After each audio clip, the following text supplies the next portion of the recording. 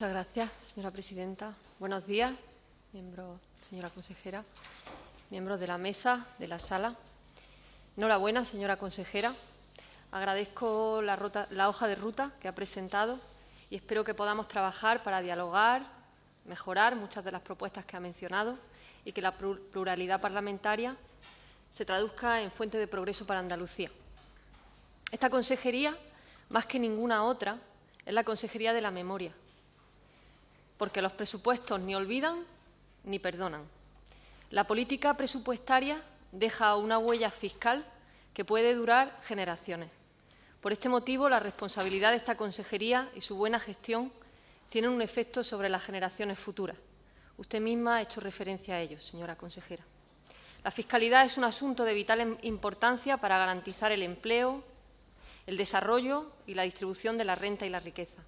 Solo con una fiscalidad justa, que evite los privilegios y que garantice una lucha sin cuartel contra el fraude, podremos garantizar la sostenibilidad social y económica de Andalucía. En este momento, la deuda autonómica por habitante en nuestra comunidad ronda los 3.000 euros. Esto quiere decir que una persona que nazca hoy nace endeudada con la correspondiente deuda per cápita del Gobierno central, la deuda autonómica que acabo de mencionar, más la de su consistorio municipal. En 2008, la deuda de la Comunidad Autónoma de Andalucía estaba en torno al 5%. Hoy, a pesar de su reducción, está en el 20% del Producto Interior Bruto, que equivale a 1 de cada 5 euros de todo cuanto se produce en un año. Actualmente pagamos 7,5 millones de euros al día por amortización de deuda e intereses. Y estamos endeudados por proyectos que tal vez la ciudadanía no ha decidido, por actuaciones o proyectos no participados. En la deuda no solo es importante la cantidad, sino a dónde han ido dirigidas las cantidades que adeudamos. No olvidemos que el endeudamiento se asume en nombre de toda la población y debe aumentarse la participación y la transparencia en este sentido.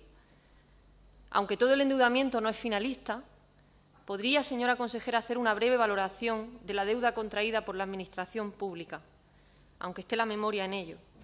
Una valoración cualitativa, esto es, ¿sabe qué parte de nuestra deuda sirve para cubrir gastos que garantizan derechos económicos y sociales?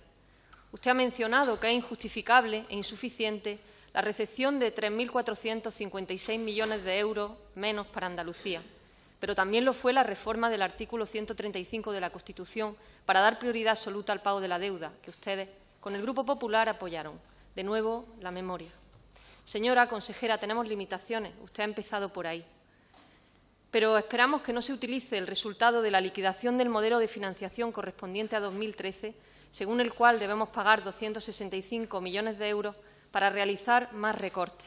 Recortes, por cierto, que van normalmente dirigidos a la financiación de las partidas que garantizan el cumplimiento de derechos humanos. Nos plantaremos en contra de tales decisiones. Y aquí entiendo que hagamos frente común para evitar que esos recursos tan necesarios para Andalucía sean expoliados. Transmitan que lo que ocurre en Madrid puede tener graves efectos en Andalucía. Frente común por nuestra tierra.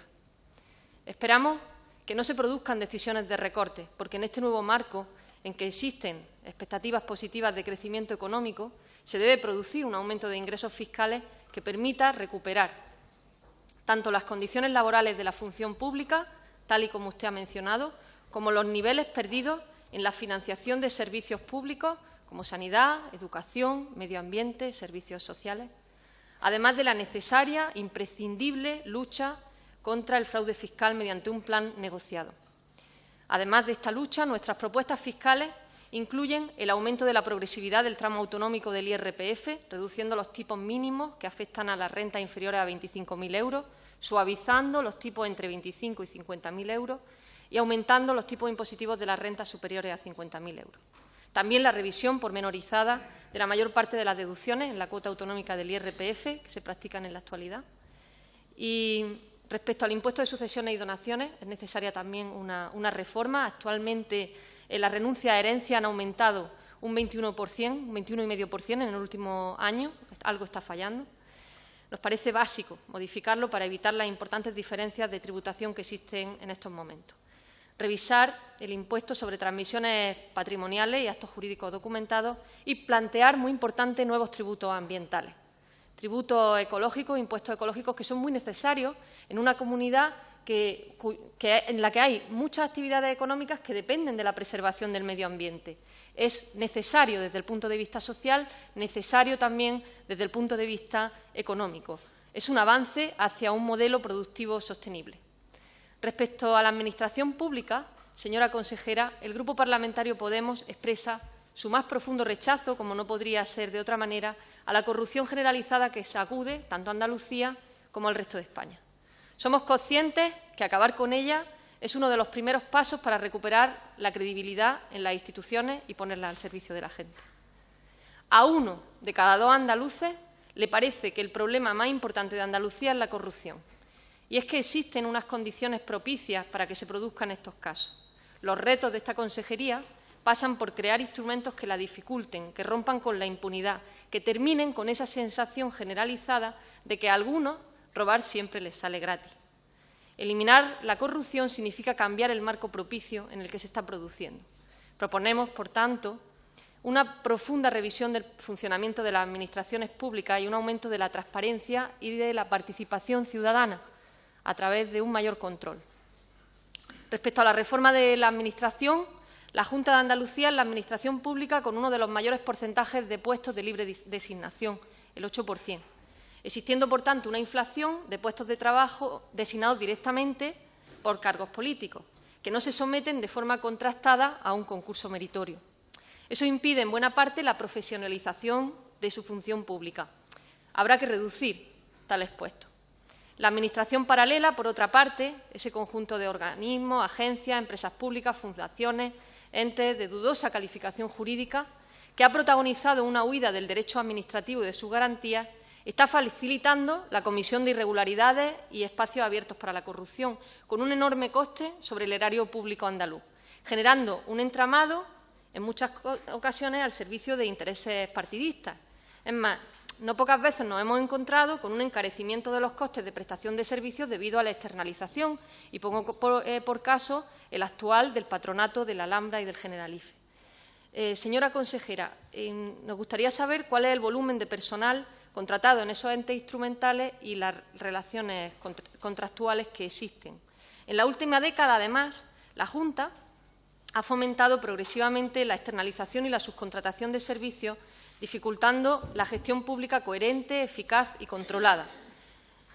Mediante la externalización de servicios de la Junta, se han contratado trabajadores no vinculados a la función pública para realizar trabajos propios de funcionarios o empleados laborales de la Administración, empleados, por otra parte, en condiciones precarias en muchas ocasiones o con conflictos abiertos con la Administración, como los ya mencionados promotores de empleo, el colectivo Menta, los ALPES, los trabajadores de la Agencia de Medio Ambiente y Agua.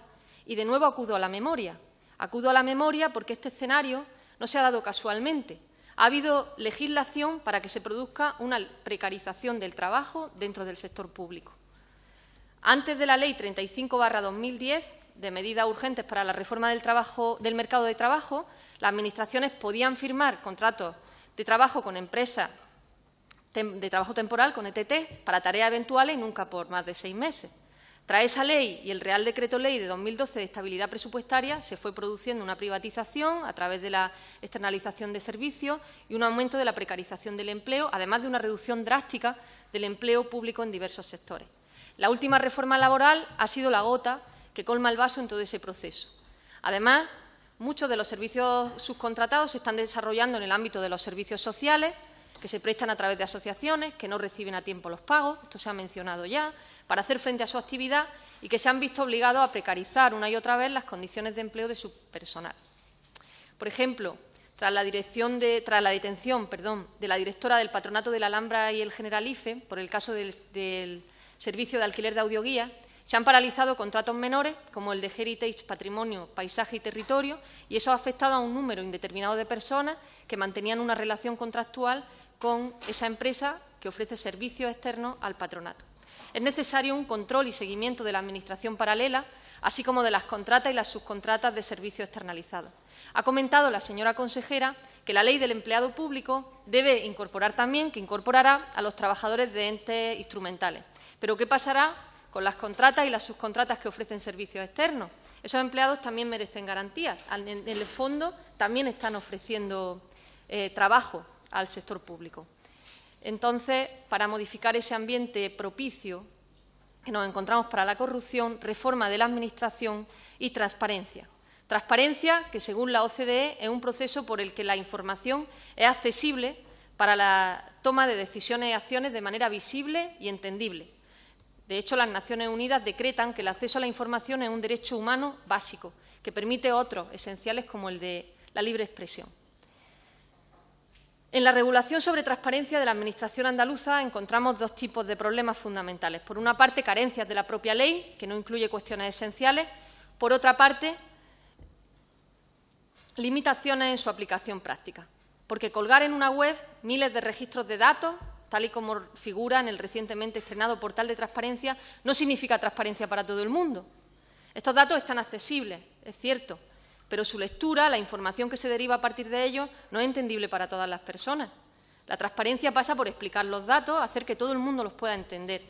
Buscar las formas para que esto sea así es nuestra obligación, en lugar de colgar, por ejemplo, no sé, PDFs de 300 páginas escaneados, donde buscar un dato concreto, incluso para alguien experto, es buscar una aguja en un pajar.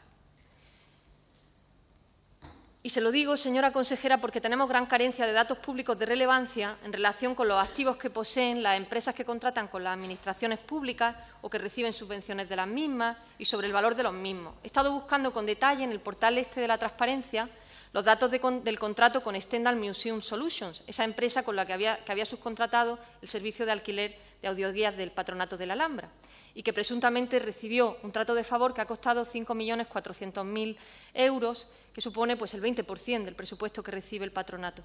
Pues no lo he encontrado.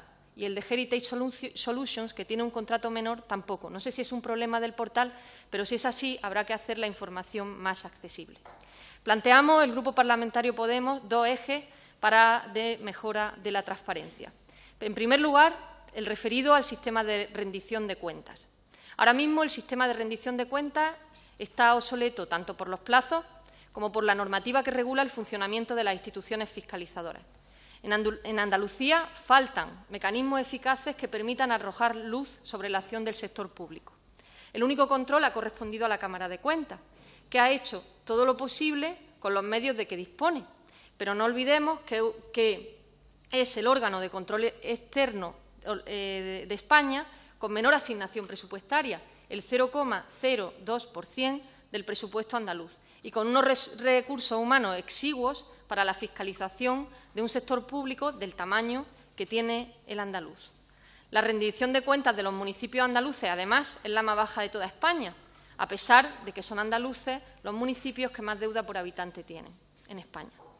Y ahora mismo no existe potestad sancionadora por parte de la Cámara de Cuentas ni cuando no se rinden cuentas ni cuando no se cumplen las recomendaciones de la misma. Entendemos que han faltado medios, que se necesitan más medios, pero también hace falta voluntad política para modificar la legislación de la Cámara de Cuentas. La transparencia, principio básico de gestión, y el segundo punto son unas cuentas públicas transparentes que pueden garantizar que el dinero de todos vaya al lugar que le corresponde. Nuestro segundo eje, respecto a la transparencia, es la Ley de Cuentas Claras y Abiertas, presentada por el Grupo Parlamentario Podemos. Todas las cuentas públicas de titularidad de la Administración deben ser accesibles a cualquier persona que lo desee, desde cualquier terminal y en cualquier momento. Con esa medida fácil, necesaria, se hace prácticamente imposible que los fondos públicos puedan desviarse para fines ilegales o ilegítimos. Además, eso no es solo útil para luchar contra la corrupción, sino también para mejorar la gobernanza. Con esta ley de cuentas claras y abiertas, además, se favorece el surgimiento de todo un sector nuevo, económico, en torno a la información pública que genera empleo y riqueza. En la última tramitación, el Gobierno argumentó que la aprobación de la Ley de Cuentas Claras y Abiertas supondría un aumento del gasto presupuestario, para no dejar siquiera que la proposición de ley llegara al Pleno del Parlamento. No se especificó de cuánto sería este gasto. Se despachó la propuesta en 3 líneas.